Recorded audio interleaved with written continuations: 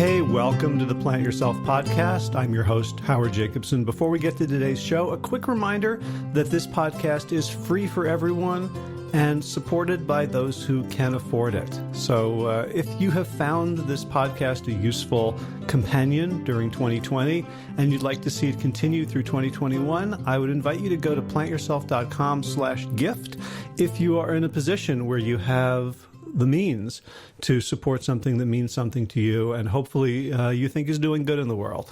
You can use PayPal or Patreon. You can make a one-time contribution or become an ongoing, sustaining patron of the show. And if funds are too tight for you to show your appreciation in a monetary sense, you can still leave a review of the Plant Yourself podcast on whatever platform you listen to podcasts. That also helps us a great deal. All right, on to today's episode. This is the Plant Yourself podcast. I'm Howard Jacobson of plantyourself.com and WellStart Health. This podcast is part of my mission to help you live a powerful and passionate life.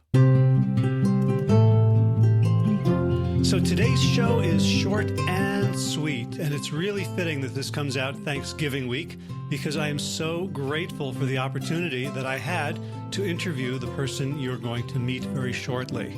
So his name is Eric Adams, and he is the Brooklyn Borough President. I met him a couple of years ago when he spoke at an Engine 2 event up in upstate New York, and I was so moved by his talk that I went up to him right afterwards, introduced myself, and asked if I could interview him for the podcast. And to my surprise, he opened my notebook and wrote down his cell phone number and said, sure.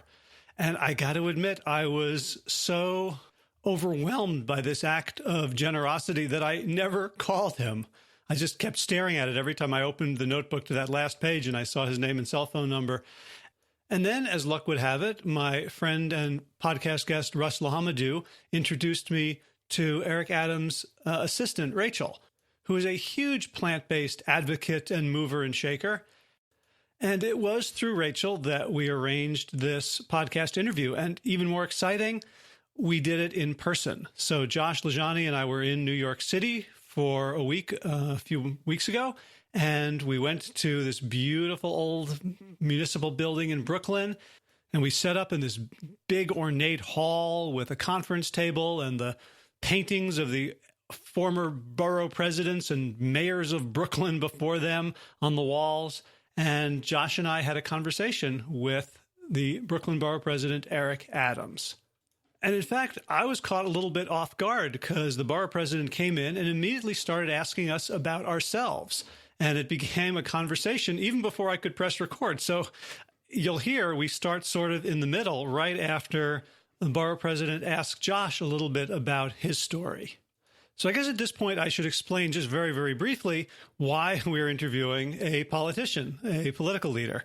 And the answer is that Eric Adams went plant-based and reversed his own diabetes and has become a powerhouse in the promotion of plant-based eating as a way to heal the people of Brooklyn, to heal New York City, to heal America, and to heal the world.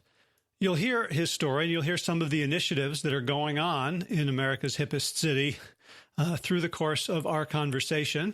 And before we get there, just a couple of quick announcements. One, WellStart Health is going to be starting a new cohort to help you get to your ideal weight, reverse chronic disease, eat and live and move and breathe and sleep the way you want to, the way that will be most conducive to your health and happiness, and to give you the tools to make those habit and behavior changes and to make them last and to make them a joyful and natural part of your identity rather than constant struggle or plate spinning or Sisyphean, I didn't say that right, Sisyphean, darn it, like Sisyphus climbing that mountain only to have the boulder slide down to the bottom again.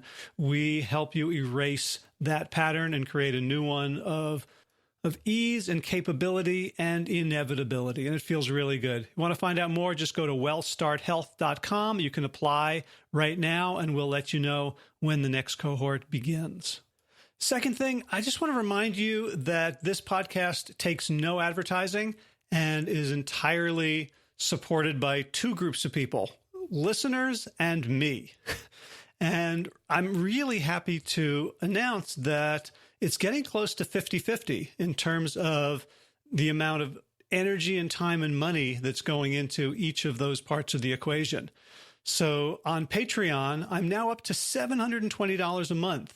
And I estimate that I put in about $1,200 of my own money in terms of money and time to run this podcast. And so it's getting really, really close to being an even split. So if you like this show, if you like to support it, if you're in favor of what it does in the world, know that it's just you and me. So if you would like to go to Patreon and look for Plant Yourself and commit to an ongoing monthly amount, that would do a ton to help me and to help this show grow and prosper and reach more people.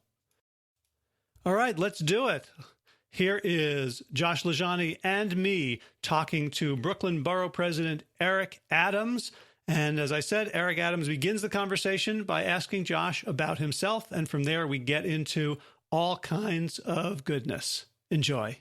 My grandmother had died at 67. And so I had seen in my dad's side of the family a lot of heart disease and stuff. My grandfather on that side died of like his fourth heart attack. You know, my dad's had heart attacks, and so I just after about around age 32, I started trying to change and lose weight again. In that process, I wound up figuring out that I liked running. And running brought me to Scott Jurek and brought me to a plant-based diet, and I was able to connect all of the dots. And it just became a passion to be like, wow, I've learned this thing. And I know all of these people whose language I speak on the bayou, like these Cajun people who are very not necessarily open to a plant-based diet, but they are open to not having a heart attack. You know, and so it's just been a passion of mine ever since then, since I've like learned this secret to have a more outward facing approach to what it is that I do to stay healthy and fit and lean and aggressive in the world. And Howard helps me do that because we have hooked up through social media, and now he's helped me sort of put together my manuscript to write my own story. But in that process, we've developed a coaching platform together and become really close friends, and it's just been an amazing thing. The serendipity since I've lost the weight and gotten into this world is mind-boggling. Right. It's mind-boggling. Right. I would have never thought in a million years I'd be sitting here, talking to the president of, Brooklyn. Mm-hmm. I'm just a guy from Jack Bay who was big and fat one time, and here I am, getting to have amazing conversations with amazing people. It's kind of cool. And I agree. And when once you enter this space, not only do you see outwardly the impact that food could have on you, but you also see inwardly. Mm-hmm. When you reach the age of 30, 40, 50, 60, you have the tendency to believe that your best years are behind you than in front of you. And you start to almost redefine what your purpose is. Mm-hmm.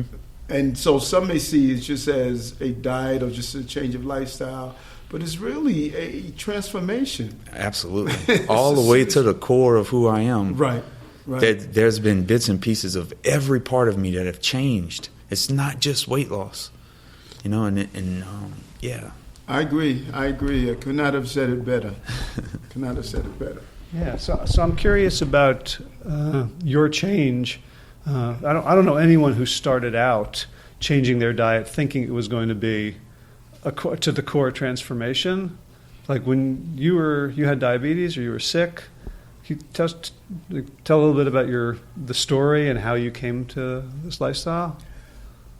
I arrived at this lifestyle, I believe, a combination of things that I always state when I was told I was diabetic, that I was buried when in fact I was planted, because it was seeing my mother inject herself with insulin that made me sort of take notice. And in my desire to help Mom, believing that, I wasn't a doctor, that I could do something. And little did I know, I too was going to inherit the same disease, not from her genes, but from the diet that we shared. Mm-hmm. As I like to say, it's not our DNA, it's our dinner. Yes, sir. And after being told I was diabetic and going to several doctors here in the city who embraced the same traditional methods of starting one on that spiraling course downward of medication, higher doses, different types, vision loss, amputation, heart disease, and just really knowing that there's no turning back into that dark part of your life, I decided, to do something I like to say was extremely revolutionary. I went to Google and Googled reversing diabetes. There we go. And all of this information came up. It's amazing what is in plain sight. Yes. And when the information came up and I just sort of delved into it, and there was a realization for me that, Eric, use what you have. You're not a doctor, but you're an ex-cop. You know how to do investigations. And finding out facts has little to do if you graduated from a medical school. It has to do with the ability just to go where the information takes you. And the information took me to PCRM, Physician Committee for Responsible Medicine. And it also took me to Dr. Esselstyn, who we call Dr. Essie affectionately, and Dr. Bonner, Dr. Greger. I started reading their books. I flew to Ohio to see Dr. Essie at the Cleveland Clinic, and he was the one that took the things that I read in the books and sort of put it into practical concepts. And I returned to the city, and I was a physically broken person. Outwardly, I looked fine, but my body was clearly breaking down. I had high A1C numbers. My vision loss. I lost sight in my left eye, and I was losing sight in my right. I had an ulcer. My cholesterol was high. My blood sugar was high. My blood pressure was high. Just the normal American package. And I came back and I embraced a whole food, plant-based diet. And by doing so, in the first 3 weeks, my vision cleared up. Really? 3 months later, my A1C went from the high teens to a 5.7. My cholesterol normalized. My blood pressure normalized. The ulcer went away. I had nerve damage in my hands and feet, from the diabetes, permanent nerve damage in my hands and feet and my thigh. I couldn't even feel my right thigh. And all of that disappeared. And it just started a journey of sharing others. Anytime something that exciting happens to you, there's a natural desire of just sharing with others. And the movement just started from there, and it went full circle because then my mother started reading about what I was doing. She was diabetic for 15 years, on high blood pressure medicine for 57 years, and taking all sorts of drugs for just a combination of things. And so she started in January, and in 2 months, the doctor took her off insulin at 80 years old. That's what's up. She, finally realized that it was the food. And so there was great opportunities of doing stuff in her church and people watching her transformation. And, if you could do it at 80, you can do it at 18. And my desire, as I speak to more and more people are walking around in this terrible condition. And although they have become accustomed to it, because human beings have the amazing ability to adjust, even if it's a level of sadness in the adjustment, they just tend to adjust to a new norm. And I look at people sometimes that are starting this journey, and I see and I share with them, one person in particular is coming across my mind, a very polite gentleman, he like yourself, he weighs probably around 350. His son is weighing the same. And one day we were talking in a meeting. He didn't even come here to talk about plant-based stuff. He just came in for another meeting. And after we finished, I asked everyone else to leave the room, and I spoke with him, and I said, it's none of my business, but I know you're tired of being that heavy. And if you're open to it, there are ways that you can turn around your health. And I'm willing to do that if you're open to it. If I'm overstepping my boundary, fine, but I would not be a friend if I didn't at least have the conversation with you. And he says, I feel sad that I'm this way. And he started the journey, and I see him, how he's just transforming right before my eyes. One time he couldn't even button his suit. Now his suits he used to wear, they're double-breasted. I went through so many suits in my transition. I was like, man, this suit don't fit. It used to go the other way, And now I'm going and I'm like, I'm wanting a nice suit. I want something with some stripes. I want it to fit tight, Right. It's amazing how it changes. And it brings me joy to know that I'm bringing joy. Yes. There's no greater level than helping people over their joy, and I want that to be my legacy. Yeah.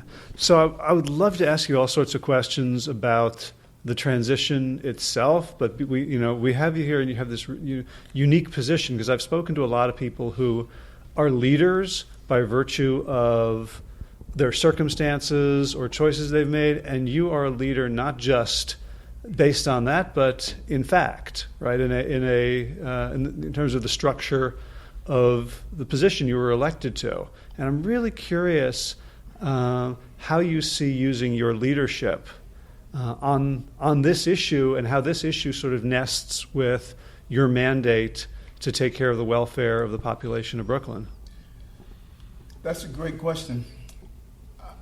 When I left policing, I thought my legacy was going to be in making sure that policing was a fair place and we treated people with dignity and respect.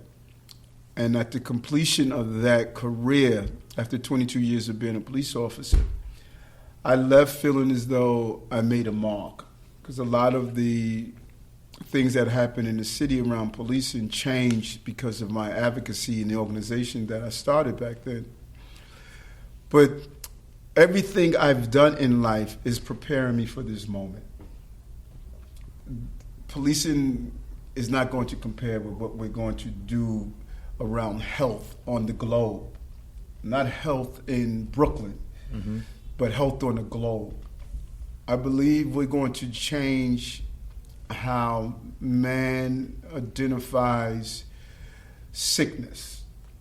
And we're going to move to a space that was unknown before, that reversing disease and living a quality, healthy way of life into your latter years. And that is extremely exciting for me. And we're using our role here in Brooklyn, the third largest city in America if it was an independent city, 2.6 million people.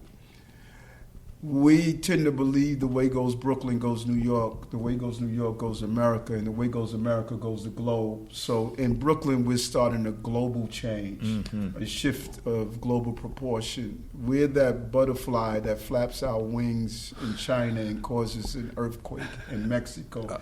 We're flapping our wings here in Brooklyn. And we're doing it in several different areas.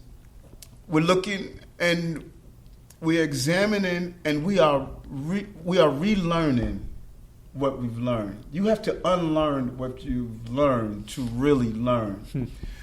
And we can't be ashamed and embarrassed to examine the bad habits that really held us down. So we're going after school foods. And our goal is to take processed meat out of our school food system, remove milk and dairy and cheese, and teach our children a more healthy way of life, particularly here in the borough of Brooklyn, because we are a place, we're not like middle America. We're one of the coastal regions where we have a large, diverse population. 47% of Brooklynites speak a language other than English at home. So when we teach little Jose from San Juan, but now lives in Brooklyn, how to eat right, he's going to go home and teach his parents about those skills. And that's the same for the Albanian community, the Mexican community, the Russian, all of these communities. Then we want to look at and examine how do we start putting money into our school systems to have things like hydroponics, soilless farming, growing locally, attacking the food insecurity communities so that people can start growing their vegetables. We've learned that if the children grow it, they'll eat it. Mm-hmm. And they will start educating themselves. There's no reason, and not even in an ideal universe, but just in a normal universe, that we cannot grow the vegetables that our children eat in their own cafeterias. And we started on a small scale, producing a partnership with an organization called Farm Shelf, where they have these devices that grows crops using soilless farming. And the children are now starting in public school to grow various forms of leafy vegetables that they're going to give to our public housing where the food deserts are. And then we're going to scale up. My goal is to put a couple of hundred of these units inside of our school systems that's connected to our public housing and start creating the synergy of the children knowing how to fix the device, grow the food, and create a distribution mechanism. So they are going to be able to say, we started our school year with a food desert in our community. We saw the problem, we solved the problem, and we're moving this amazing industry of urban farming into a new language. Historically, poorer, economically challenging, and black and brown communities normally get the tail end of these great inventions, but we're going to change that. Mm. We're using a method of healing in the oldest hospital in America, Bellevue Hospital.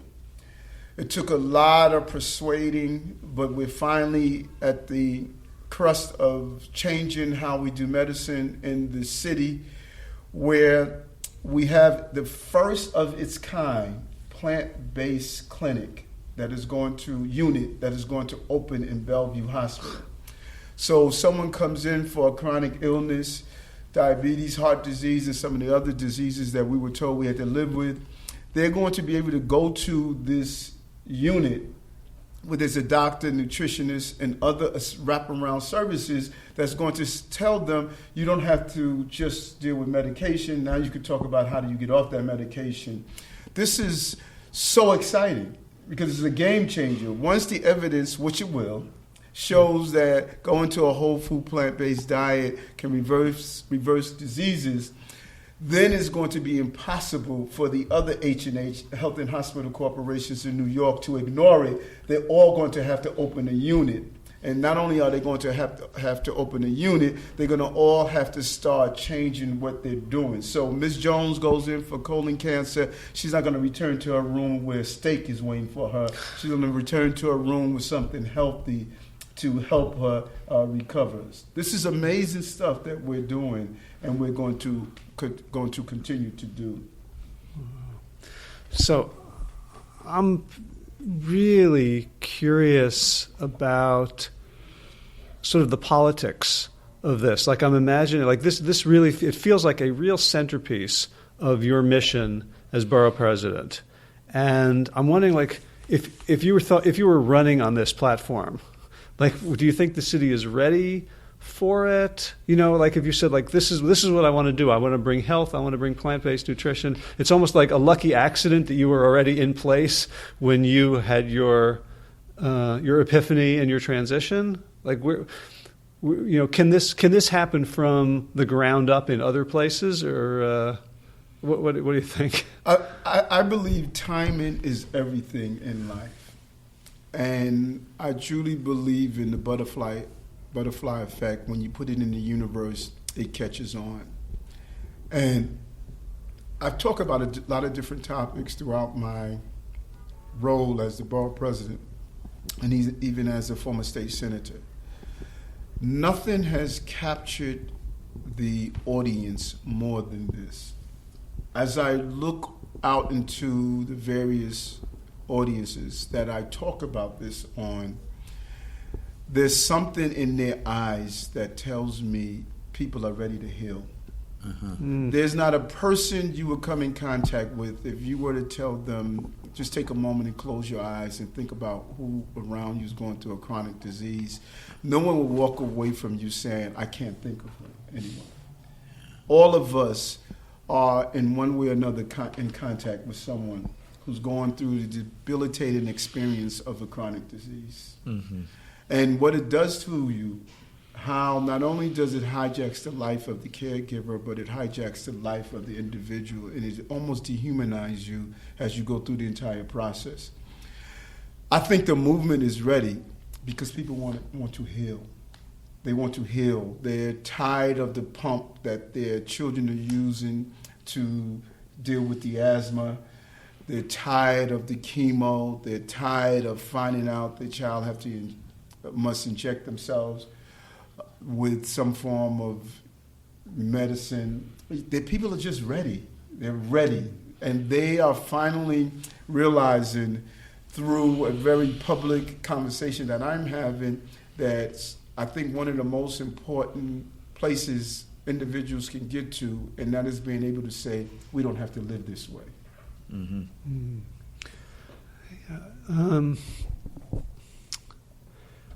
It's funny because when I think of like how people think about government these days, there's a lot of we don't want government to do things for us, right? So this like you're telling people something completely different, especially from sort of a liberal progressive perspective, saying that you have the power, that we're going to do our part, but the message really is you have the locus of control to make these fundamental changes.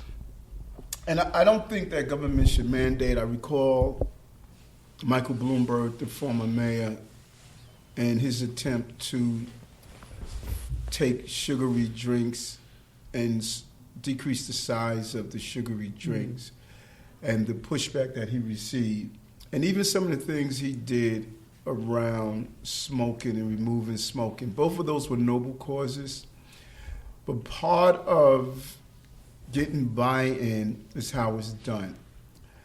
The first method I thought should have been, before you even start these movements, is to put the information out there, showing the number of people who are impacted by sugary drinks and what they did and how sugar, destroys, just doing the real numbers, and started on the ground, doing those local talk-back sessions where mothers can start to identify this is what's causing the obesity in your child.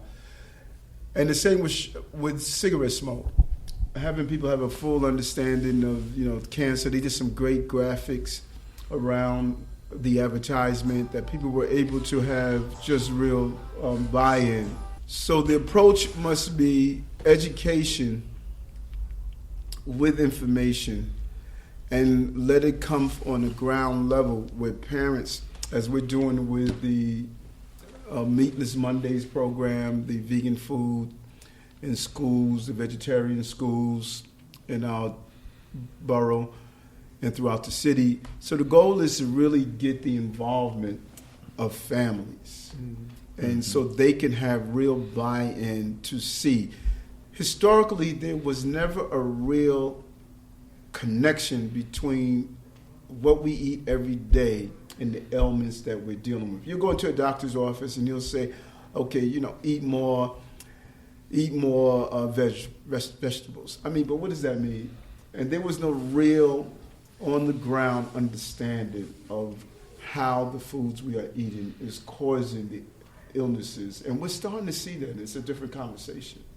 Now, is everyone going to grasp right away? There's some people who embrace the idea, well, hey, you have to die one day, so I don't care. I'm just going to continue down the path that I am. And there's not much you could do about that. But the overwhelming number of people will make an adjustment like I did, or they would give it their valid attempt. And those are the pockets that we need to really make sure that they have an opportunity to do so. Yeah, if you incubate those types of individuals that have those kind of dramatic health improvements in their life, they themselves become they radiate the knowledge necessary for the rest of the populace. I've seen that grow on the bayou where I'm from. I'm just a regular guy, but just from being in touch with people and being friends with them and being in proximity to them, I have seen people around me, without having to lobby them to do anything, take notice and take action. And so it's not something that we have to poke and prod and push so much as we have to be it. So true. And just be living examples. People come up to me all the time and say, I want to try. I want to have an opportunity to do so. And I just been a living example, not shaming people, not talking down to them, but just being there to give a hand. And those who are receptive, and sometimes people would absorb the information and won't come back until like 2 months later and say, remember that conversation we had?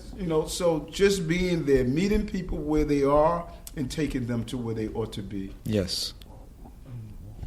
Yeah. So I'm thinking about, in general, the movement and all of the opposition to it from, let's say, animal agriculture, from the food industry, from pharma, from some entrenched medical group. Have you had any sort of surprising allies that you were thinking that maybe they would oppose or not get involved, who have been helping with this push towards spreading the message of healthy eating? And you're right. The opposition is real, because we're talking about, we're in a company where money rules, and we're talking about changing really the American mindset. And so the opposition is not something that you could ignore, because the same level of passion we have to move us away from this meat-centered diet, that passion is equal to those who want to ensure that we remain a meat-centered country. But you have to just forge ahead. And right has always triumphed over wrong. History has shown this so often. And I have been surprised by some of the allies in the medical profession. It brought me a great level of joy when I started to look into the number of doctors who no longer want to watch this destruction of their patients, because it has to be traumatic for doctors. Doctors must go through PTSD when you see someone come in front of you and you know what the outcome is going to be. When no one goes into medicine to watch patients die. And I am really joyful and hopeful when I see the number of doctors who are starting to embrace this concept of, it's like an aha moment that they're saying, you mean I can actually save Ms. Jones and not have to just continue to give a prescription? And so I'm excited about that the number of doctors that are starting to move in this direction and those who are becoming allies. Great.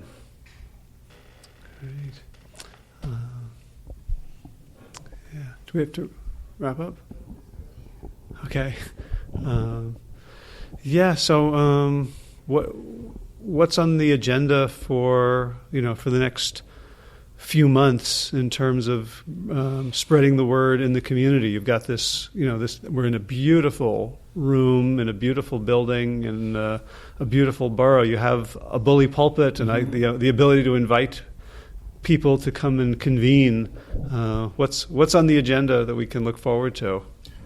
We continue to do informational settings. Every 3 months we do what's called a vegan curious meetup, where people come and learn about what it is to eat a whole food plant-based diet. We do different sessions. We're teaching people how to cook. We have a great plant-based challenge where we're getting members of our faith-based industries to come together, some of our bishops and pastors, and having them try for a 28-day period, a plant-based, to look at their numbers. One of the most unhealthy institutions we have in the countries are the various faith-based religions in the countries. And we want to really start tapping into, because part of this is needing the emotional support. We are also doing a series of conversations on how do we change some of our healthcare facilities to get our hospitals to embrace, starting with the Meatless Mondays, and then continue to evaluate and evolve to go from a Meatless Monday to a Tuesday, Wednesday, Friday, all the way through. Mm-hmm. And really start doing the connection, because this is a NAAA moment. Before we can really start to correct our wrong behavior, we first have to use those first sentences of saying, I am. And anyone that has ever gone through recovery will tell you, until you acknowledge where you are, you'll never move from where you are. Mm-hmm. And we have to acknowledge that we are a country that slowly poisons our residents each and every day. And we want to continue to be part of that conversation of changing it. Mm-hmm. Final thoughts? Yeah, I do. You know, we talk a lot about, me as a new person in this, like, it's happening, because it is. Things are happening. There's this wave. People, just like you said, they're ready to heal. And I just have to say that you are a bright, shining example of that. That's people in your position doing what you're doing. Really give guys like me, just a regular guy, a lot of hope that it is really happening. And so I would like to thank you. When you look at, probably the most important signals we have in America is our flag. And it was not created by scholars.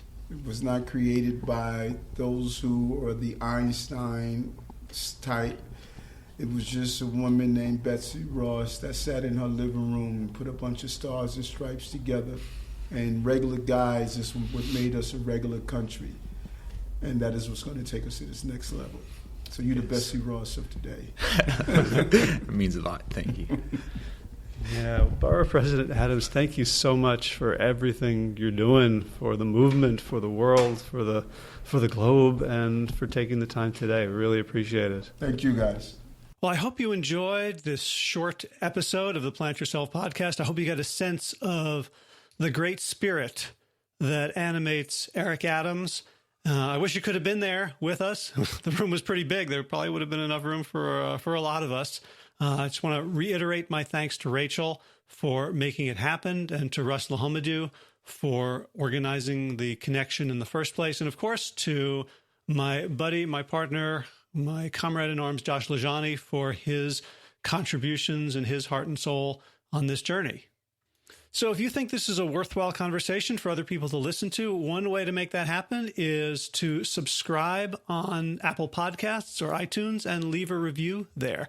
By the way, you can also subscribe to this podcast on Google Play, on Stitcher, and now, as of the last couple of weeks, on Spotify. You can just go search for Plant Yourself and subscribe right there. You can find the show notes for today's episode at plantyourself.com/297.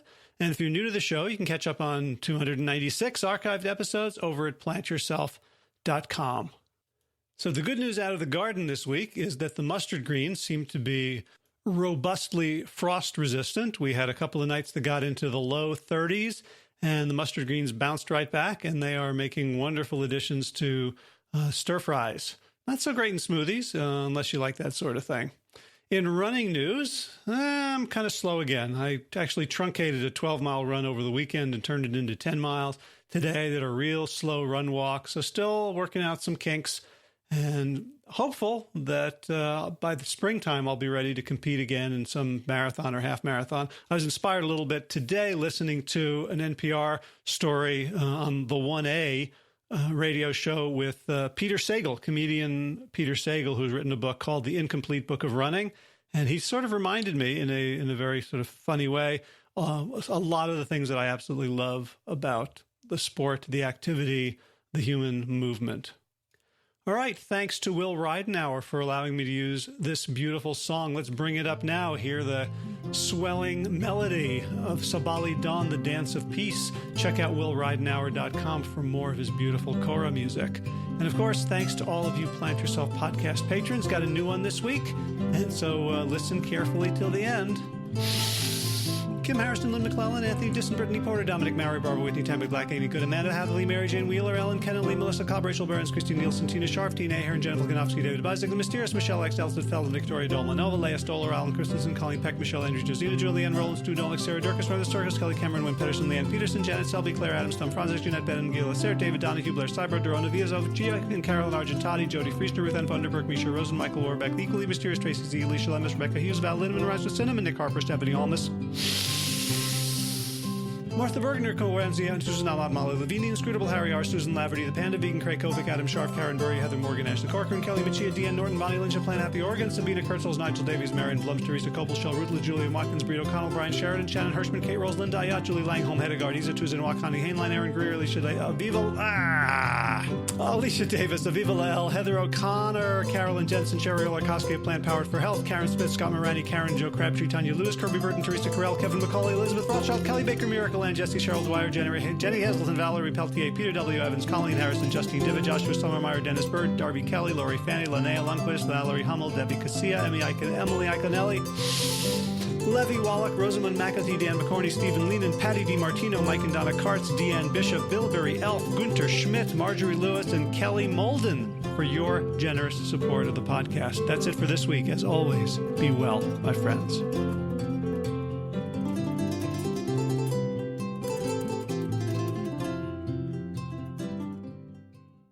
All right, time for thanks. Thanks to Will Ridenauer for allowing me to use his beautiful song, Sabali Dawn, the Dance of Peace. You can find more of Will's music at his website, willridenauer.com.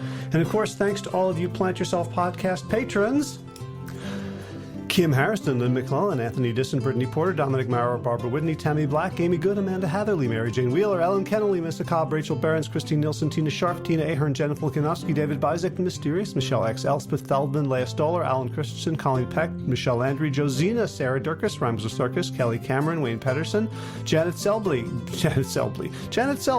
Hi, Janet.